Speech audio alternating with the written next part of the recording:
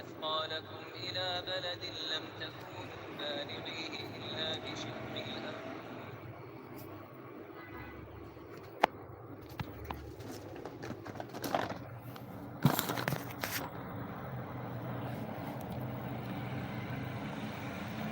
Okay. Hi everyone.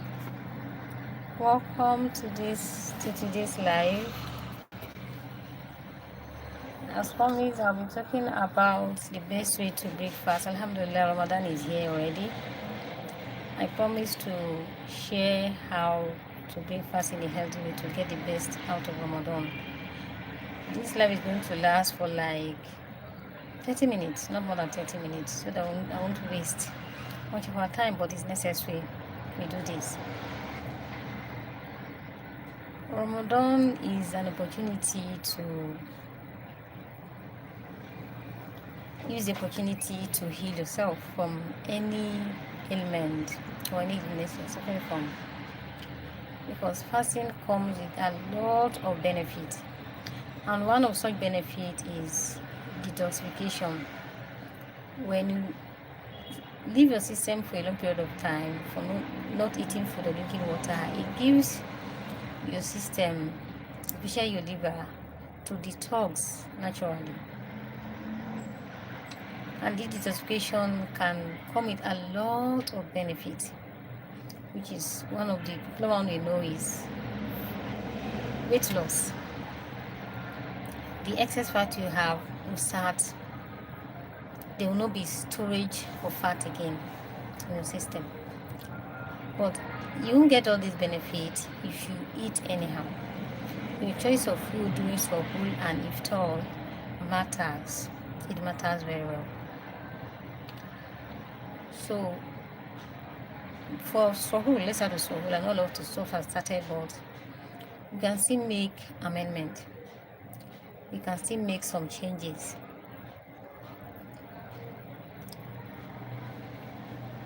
Suhoor is recommended to eat something whole, something that can sustain you with the energy you need throughout the day, not things that can drain you out, because you will stay without eating meal for like more than 10 hours, and that is a long period of time to have to stress your system with dehydration and all that. So, and one big mistake a lot of people do make is taking coffee during this time or tea. They give you that instant hydration, fine, but they have ripple effect. And this ripple effect, what it does, it makes you pee often. And when you are peeing often, what happens? You'll be dehydrated. You feel the need to drink water. You always feel the need to drink water. So it's always advisable to skip this and stay with water alone, because coffee comes with caffeine. It can give you that instant alertness, but the ripple effect will come, which will make you get more drained and dehydrated during the day. So if look for something that is whole, that is sustainable, that give you that instant release of energy gradually throughout the day. And during the day, you have to manage yourself not to be dehydrated at enough to then your activities also count most. Like the weather is changing now, the intensity of the sun out there is on the high side. So if you're going out, go when the weather is early in the morning or later towards in the evening, not when the sun is at its peak, so that you'll not be dehydrated. And about exercising during Ramadan, if you're an exercise enthusiast, if you care about your weight, if you still want to continue to avoid having to struggle to start all over after Ramadan, you can continue to exercise during Ramadan, but the kind of exercise you do matters. Go for moderate exercise, not exercise that is intense. Avoid any intense exercise, because it will make you sweat out and it can result into dehydration. and this is not a good place to be. Simple exercise like taking a walk earlier in the morning or taking a walk later in the evening before a break or after break, and this can be done just before after taking your iftar because it can actually help stimulate your digestion. So moderate exercise is best, or just gentle stretching or taking a walk is what you need. Then when it's time for breaking, the breaking time is when everybody is eager because your throat is dry already, the veins are calling for water. They have said without water. The one mistake a lot of people make is going to just grab a chilled water or a chilled ice cold water or carbonated drink, and this is not good, doing you any good at all. The best you can do for yourself, you take room temperature water or if possible warm water, because this what kickstarts your metabolism. Your system are asking for help. You remember that as how while you are breaking, the translation goes like this: the taste is gone, the veins are moistened, and the reward is confirmed, inshallah. This is the dua while breaking. I tell you, the taste is gone, your throat is dry asking for water, the veins are moistened. When you take this water, it moistens your vein. Tell me, how does chilled water moisten the vein? It's going to give your stomach, your belly area cramp, that severe cramp. If I've ever done it, you will know how it feels. You know how it feels when you take cold water, ice water, and you gulp it. It's going to slow down your digestion, resulting into bloatness. And when your digestion is slow, you become bloated. How do you intend to go around or carry on with the other activities? Other activities like Tarawih is still there. You have to wake up for Tahajjud. When you are having cramp, you are battling because of the amount of water you took at one instant and the way you drop in the water. So be gentle on yourself. When you hear the call of prayer to break the fast, Prophet ﷺ recommended water and date. 3 dates. It's actually sunnah. Water and 3 dates. Get a glass of water, if possible, warm water. Take it gently, sip it bit by bit, then followed by date.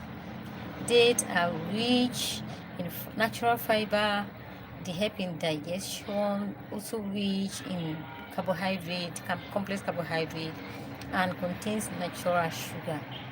Take 3 dates and then go for your prayer, which is your Maghrib prayer. Then come back and start your meal. Then your choice of meal here now also matters most. The choice of meal also matters. What are you eating? No fried food. No, stay away from it. No, you shouldn't that be the first thing that gets into your system. No fried meal.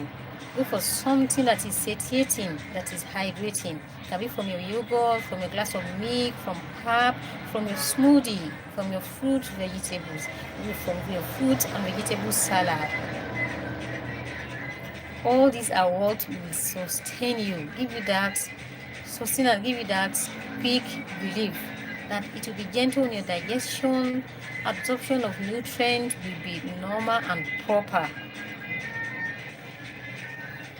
And when the nutrients are absorbed, it can also help you throughout so that you can sleep well without having to have digestive issues during sleep. And one warning is, don't lie down immediately after eating meal. This also results to other digestive issues like acid reflux. You have been having reflux around your tummy area, and if you find it very difficult to sleep when you find yourself in this kind of condition. So my brothers and sisters, I said this is going to be 30 minutes, but I have something to attend to. I think this is going to 10 minutes already. I can just cut it down to like 15 minutes of live session. I don't want it to be too long. But my advice is, let's take this benefit of Ramadan to to work on something we have been anticipating on to work on. Ramadan is another avenue. Ramadan is another avenue to stop that unhealthy habit you've been wanting to stop, because it's an other avenue that give you that room to stop that unhealthy habit and incorporate the healthy ones you've been wanting to start doing, because it comes with resilience, self-discipline. All these prepare you. It's not just about the spirituality here. It prepares you for all aspects of your life. Is it alcohol you do consume? And you know consuming alcohol is haram Islamically, and to your health is not doing you any good. Is it smoking? Have you heard? Smokers are liable to die young. So any other unhealthy activities that are not adding value to your life, to your well-being, use the opportunity of this Ramadan to stop it, to put an end to it. If you can stay 10-12 hours without consuming alcohol, without smoking, without indulging on that unhealthy habit that turn on your health and your well-being, and you can do this consistently for good 29 or 30 days, you can do it for the rest of your life. You just have to plan yourself. Be intentional. Be intentional about it. You just have to plan yourself and take that intention that, okay, I want to quit this and I'm going to do it this Ramadan. It could be anything at all. It could be about your lifestyle, it could be about your personal life, it could be anything. All I'm encouraging is, let's just take the advantage of Ramadan to get the best we can be for ourselves, for our family, for our country, for our nation. You know, I have followers from all over the country. I would love this life to keep going and keep going. And if you can share, it will be a very good idea so that others can benefit from it. Share it. Keep sharing and keep sharing and keep sharing. So that is it. And any good healthy habit you want to incorporate, then as you are dishing out, as you are eliminating the unhealthy ones, gradually be introducing the healthy ones. Gradually be introducing the healthy ones. It will be easier that way than have to start at a level that it will be so overwhelming on you. Okay, imagine now, okay, let's, for example, you smoke. You want to quit smoking, right? And now you started, because fasting actually training you to stop that. Of which you can't smoke while you're fasting because it invalidates the fasting. So you take a suhoor, then till iftar. Then you do this every day. Probably if you want to even do it for yourself, you might not smoke during the suhoor and during iftar. Then you do this for a week, 2 weeks, 3 weeks. The withdrawal symptoms will be there. That is for real. The withdrawal symptoms will be there. But you just have to know what they are. It can come in form of anxiety, it can come in form of migraine, headache, weakness of the body. Your body is just trying to withdraw. That is just a sign. Instead of going on medication, just try and have some rest and hydrate yourself. Then start replacing a healthy habit, that time that you do smoke, with replacing the unhealthy habit with something healthy. Okay, let's assume you do smoke during your suhoor and during your iftar, right? So when it's time, when you're taking your meal for suhoor, and you feel that need to go and pick up a cigarette or anything or shisha and smoke, just immediately after your meal, take a walk.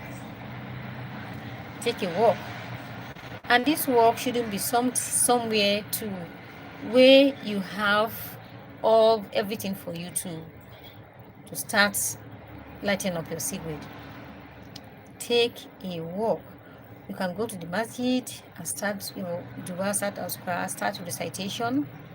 You can take a walk just for aid your digestion after taking a meal. And when you are doing this, you can be chanting your azkar. Any kind of azkar, astaghfirullah wa atubu ilayh, alhamdulillah, la ilaha illallah wa la sharika lahu, lahul mulku wa lahul hamdu wa la kulli shay'in qadir. Any azkar, just be chanting your azkar. Or you pick up the Holy Quran and be reciting. The same thing when it's time for iftar. Break immediately, take your meal. After your meal, take a walk, or you go to the masjid.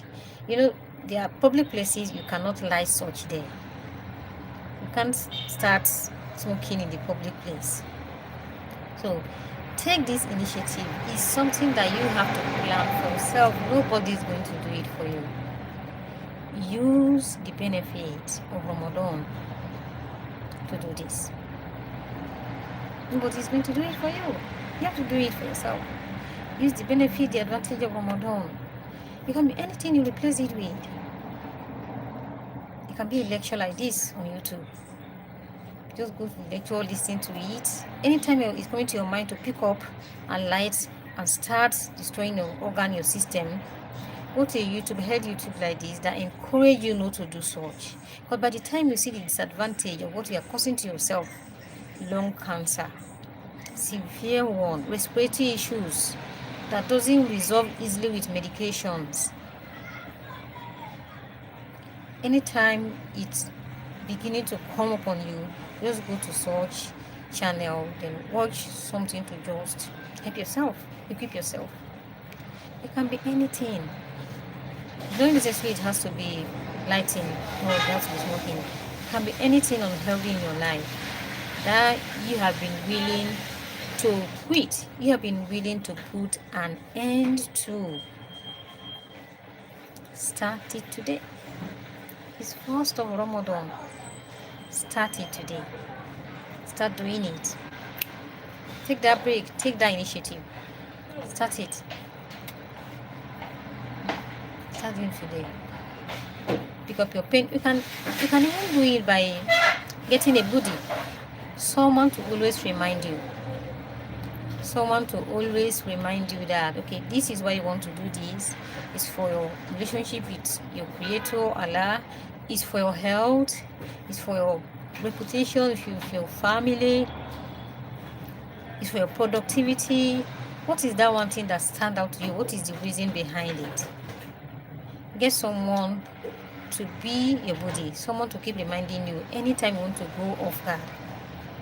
Anytime you seems you cannot hold it anymore. Get a buddy, a group that support you. One person, two or more, that you will be on the same line together, and keep reminding you of the benefit, and keep reminding you of, if you go back, what are the disadvantages to your well-being, to health, to life in general. Having that makes things easier. If you want to quit anything, it makes it easier. Brothers and sisters, I have to stop here. We'll continue on subsequent days. This is going to be series. It's either I go live like this, or I record it and post on the channel direct for people to take benefit on and enjoy. Then I would like to also address health issues. Fasting, Islam had made things easy for us. There are people that are exempted from fasting. Elderly, they are struggling with their strength. They don't have the strength anymore to keep up with fasting. If you're pregnant, heavily pregnant, breastfeeding mothers, if you have chronic health conditions that you're managing, you have to be taking your medication that has to be 8 hourly, 6 hourly, 4 hourly. It depends on the patient. If it's chronic disease or chronic illness, you are exempted. But there are always better ways, other ways that Allah has designed for us to pay back. You find yourself in this category, you are exempted from fasting. But there's still some people, because my first video that I posted, I talked about the first step you should take while, if you want to engage in Ramadan and fasting, that you should go to the hospital for proper checkup. Proper checkup will analyze your system, your body, and know whether there's any problem. If there's any underlying issue that will prevent you from fasting, please exempt yourself and look for a better way to and look for a better way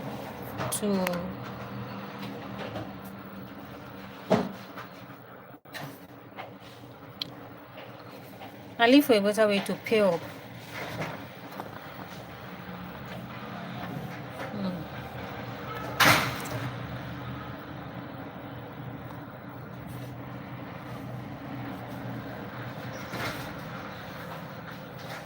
And look for a better way to pay up.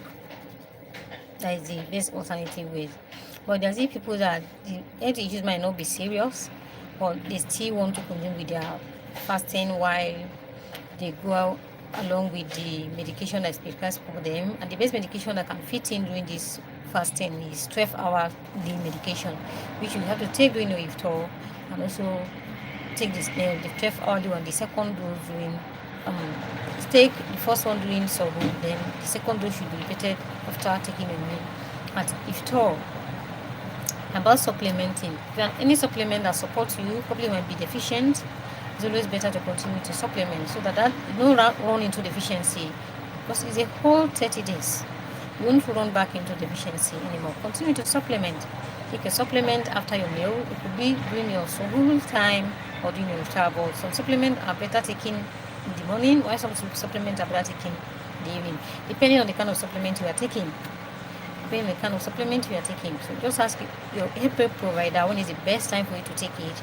If it's in the morning, take it after Suhoor. If it's in the evening, take it after iftar meal. Okay, example like if you are on magnesium glycinate help relaxes. So magnesium glycinate will be better to be taken at iftar, which is close to winding down, which is at night.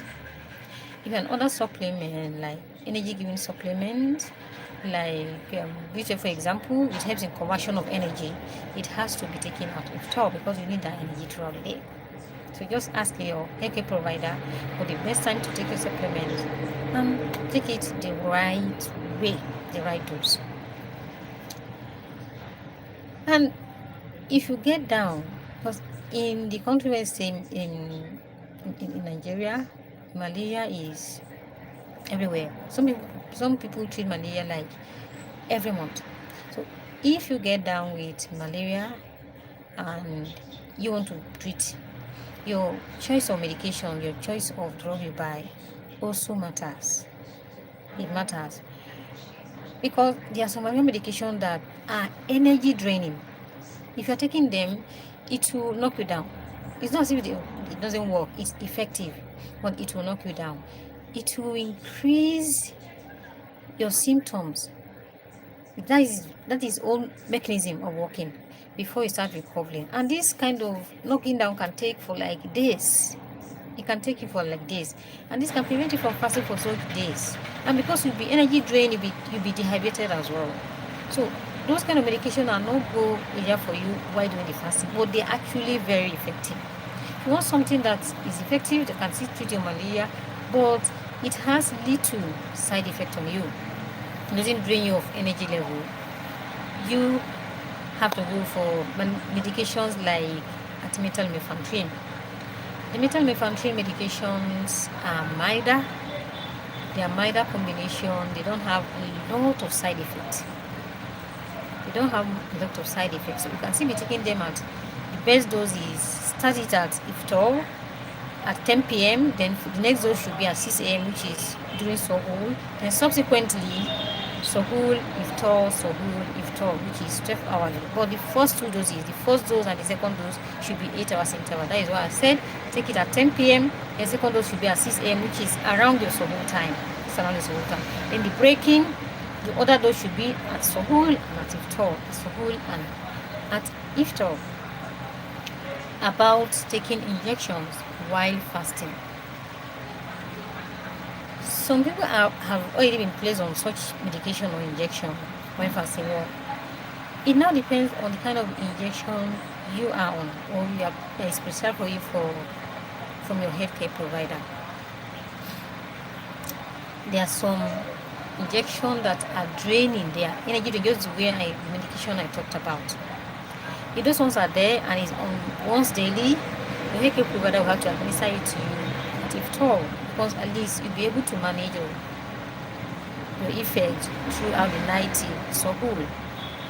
But if it's not necessary you have to take an injection, go for medication because they are milder on your system with less or little side effect. Then you don't want to be running on is eye drops. Eye drops are medication taken to the eye. Eye drops like these are eye drops used on the eye. Nasal drop as well. These are nasal drops on the nose when you have congestion. These are nasal drops. Ear drops, all these are there. But you know one thing, when you use an eye drop, you do get this sensation on your throat. But if you have severe eye problem, eye infection like glaucoma, macular degeneration, like our elderlies, they are constantly in this kind of eye drops, it won't invalidate your fast. Please go ahead and use it, because some of those eye drops are prescribed to be 8 hourly, 6 hourly, 4 hourly. You have to be consistent. But you can't say from using your eye drop for good 30 days, because it will result into something severe that will need surgery, or that will result into you having to go into blindness. That is not what you want. Or billah. All I'm emphasizing on is work in hand with your healthcare provider. Work hand in hand with your healthcare provider, so that whatever health you're managing, is it weight gain, is it your sugar, is it diabetes, is it blood pressure, if it's on severe cases, be on your medication, get them handled. And almost everybody now are suffering from ulcer. So many people almost everybody has ulcer. I know ulcer is a digestive issue. It can be severe while you are doing your fasting if you are not taking precautionary measures. Precautionary measures like avoid meals that trigger you, avoid activities that trigger you. Be mindful of what you eat with Suhoor and Iftar. You already know them. I mentioned them earlier during this live. You already know them. And get your medication intact. The medication can be the acid blockers, which are your omeprazole, your rabeprazole, your pantoprazole. They are all necessary, and they are taken 12 hourly. So after your Suhoor meal and after your Iftar meal, then get your antacid. When you have your antacid, take them. Start like this. The proton inhibitors or your acid blockers are better to be taken before meal, so that you can block those excess acid production that can irritate your gut lining or your stomach lining. Take your proton inhibitors, eat your meal, then 30 minutes after your meal, take your antacid. Do this at Suhoor and also repeat the same at Iftar, and you'll be able to manage your acid reflux, digestive issues, observation of the stomach lining effectively. And you want to say that what you consume can also facilitate your healing. There's so many prophetic medications that can help you in facilitating your healing, and one of it is honey. Honey is rich in antibacterial properties, it's anti-inflammatory, it has calming effect on the stomach lining. Get your honey, you can put it in your pap, on your smoothie, you can take it raw, it helps in healing. Second one is black seed oil, anti-inflammatory properties, to relieve that pain, and also antimicrobial properties to get rid of the H. pylori, which is the causative agent of ulcer. It's unnecessary. In your milk, warm milk also help as well to calm that sensation when you're having it. That is if you're not lactose intolerant. But if you're lactose intolerant, avoid animal milk and go for plant-based milk like coconut milk or almond milk. Alhamdulillah, we have come to the end of this live. I hope you enjoy every bit of it. I also enjoy dishing out my knowledge and having impact and values as well. Make sure you always stay in touch. Any question, let me answer in the comment section down below, or after the live I can go ahead and answer your questions. See you in the next one or the subsequent series that is coming your way. Ramadan Kareem and Iftar Mubarak. May Allah accept all our ibadah, our fasting, forgive our shortcomings, and grant us the best in this world and the hereafter. Assalamu alaikum.